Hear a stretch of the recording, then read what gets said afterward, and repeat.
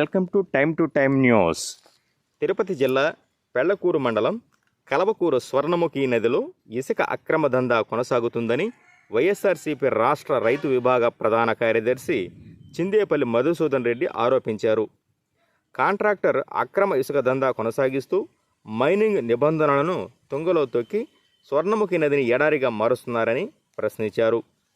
మొన్నటికి మొన్న మాజీ ఎమ్మెల్యే కిలివేటి సంజీవయ్యతో కలిసి మాజీ ఎన్డీసీసీ చైర్మన్ కామిరెడ్డి సత్యనారాయణ రెడ్డి స్థానిక కొంతమంది రైతులతో పరిశీలించి ఆయన ఇదేమి అక్రమ దందా అని ప్రశ్నించినందుకు గాను ఆయనతో పాటు మరో 20 మంది రైతులపై ప్రభుత్వం అక్రమ కేసులు బనాయించి అరెస్టు చేసి వేధిస్తున్నారని తెలుగుదేశం పార్టీ నాయకులపై ఆయన మండిపడ్డారు. మీరు చేస్తున్న అన్యాయ అక్రమాలను ప్రశ్నిస్తే కేసులు పెడతారా అంటూ దుయ్యబట్టారు. బాబాసాహెబ్ అంబేద్కర్ రాసిన రాజ్యాంగాన్ని పక్కన పెట్టి రెడ్ బుక్ రాజ్యాంగాన్ని రాష్ట్రం అమలు చేస్తూ ఈ రాష్ట్రాన్ని ఏ దిశకు తీసుకెళ్తున్నారని ఆయన ప్రశ్నించారు. రాష్ట్ర ప్రభుత్వం వెంటనే ఈ కాంట్రాక్టర్ చేస్తున్న దౌర్జన్యాలను అరికట్టి స్వర్ణముఖి నదిలో అక్రమ దందాను ప్రభుత్వం రికవరీ చేయాలని ఆయన డిమాండ్ చేశారు. ఈరోజు స్వర్ణముఖి నదిలో ఇసుక దందా ఏ విధంగా జరుగుతుందో మనం అందరం కూడా గమనించాల్సిన అవసరం ఉంది. ఇసుక దందా, ఈ దాష్టీకం, ఈ కాంట్రాక్టర్ చేస్తున్నటువంటి అన్యాయాలు, అక్రమాలు అన్నీ ఇన్ని కాదు. సాక్షాత్తు స్వర్ణముఖి సాక్షిగా స్వర్ణముఖి కూకుట వెళుతూ కూడా పెక్కలించేటువంటి పరిస్థితి ఈరోజు ఈ కలవకూరు పంచాయతీ పెళ్లకూరు మండలంలో జరుగుతుంది.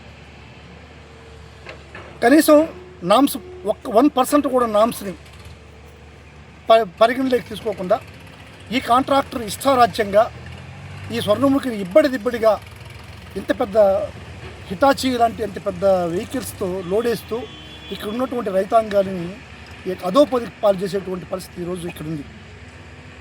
అది ఏమని ప్రశ్నించినటువంటి వైఎస్ఆర్ కాంగ్రెస్ పార్టీ కార్యకర్తలు కానీ, నాయకులు కానీ, సాక్షాత్తు రెండు టర్మ్స్ ఎమ్మెల్యేగా పనిచేసినటువంటి కిలివేటి సంజీవయ్య గారు, అదేవిధంగా ఇక్కడ డీసీబీ మాజీ చైర్మన్ వైఎస్ఆర్ కాంగ్రెస్ పార్టీ రాష్ట్ర కార్యదర్శిగా ఉన్నటువంటి కామిరెడ్డి సత్యనారాయణ రెడ్డి గారి సమక్షంలో ఎంపీటీసీ, ఎంపీపీలు, జడ్పీటీసీ అందరూ వచ్చినా కానీ వాళ్ళు ప్రశ్నించిన దానికి నాన్ బెయిలబుల్ కేసులు పెట్టి ఈరోజు 20 మందిని, ఈ రైతుల్ని కూడా, బీపీ షుగర్లు ఉన్న రైతుల్ని కూడా వాళ్ళు విచక్షణ జ్ఞానంగా ఈ నాన్ బెయిలబుల్ కేసులు పెట్టి ఈరోజు వాళ్ళని ఏ విధంగా పోలీసులు వేధిస్తున్నారంటే ఐఎస్ఐ తీవ్రవాదుల మాదిరిగా, మావోయిస్టుల మాదిరిగా, సంఘ విద్రోహ శక్తుల మాదిరిగా, అసాంఘిక కార్యక్రమాలకు పాల్పడేటువంటి ఒక వ్యక్తుల మాదిరిగా, మర్డర్ మానభంగాలు చేసిన వ్యక్తుల మాదిరిగా ఇళ్లల్లో దూరి పోలీసులు నానా యాగి చేస్తూ వాళ్ళు ఎక్కడున్నారని చెప్పి వాళ్ళ కుటుంబాలని హరాస్ చేస్తూ వాళ్ళ కోసం ఏ విధమైనటువంటి పరిస్థితుల్లో అనుభవిస్తున్నారో మనం అందరం కూడా చూడాల్సిన అవసరం ఉంది.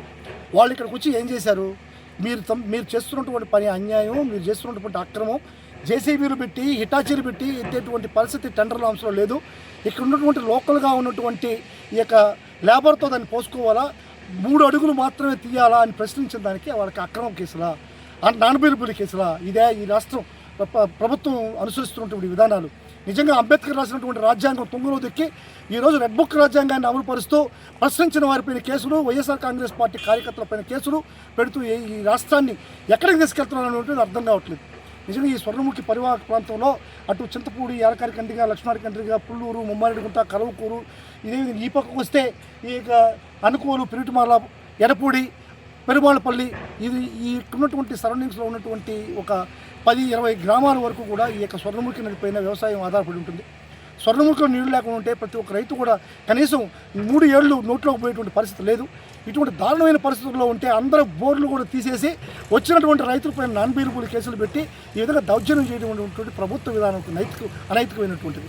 కాబట్టి ఈ కాంట్రాక్టర్ని ఖచ్చితంగా టెర్మినేట్ చేస్తూ కాంట్రాక్టర్ చేసినటువంటి ఈ తప్పిదానికి గవర్నమెంట్ రికవరీ చేసుకోవాల్సినటువంటి అవసరం మైనింగ్ డిపార్ట్మెంట్కి ఉందని చెప్పని నేను ప్రశ్నిస్తున్నాను. నిజంగా ఈ దౌర్జన్యాన్ని రాష్ట్రం అంతా కూడా ఇదే పరిస్థితిలో ఉంది.